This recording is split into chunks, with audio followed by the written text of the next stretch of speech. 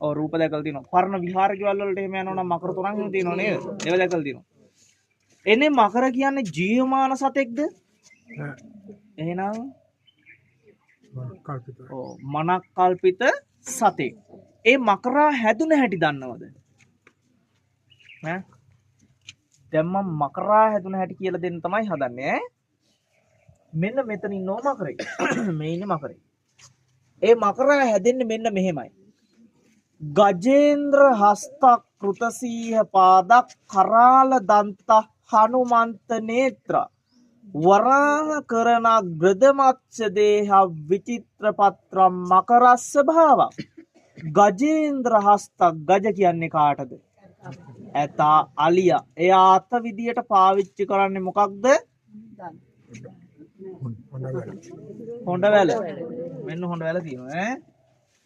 කෘත සීහ පාද. සීහ කියන්නේ කාටද? සිංහයට පාද කියනවා කකුල් වලට සිංහයගේ කකුල්. කරාල දන්තක්. කරාල කියන්නේ කාටේ? කරාල කියන්නේ කිඹුලට දන්තක් කියනවා දත් වලට කිඹුලගේ දත් මේ. හනුමන්ත නේත්‍ර. හනුම කියන්නේ කාටද?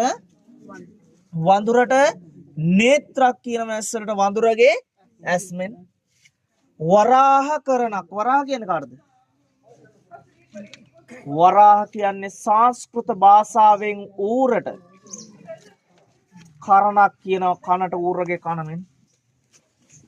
ග්‍රදමත්ච දේහ ශරීරයත් එක්ක හදවත මාළුවගේ වරල් මේ.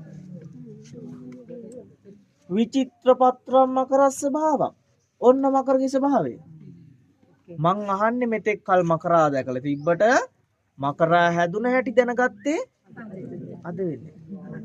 ඒකටත් ඉතින් සාංචි මෙන්නු නේ. එහෙනම් අද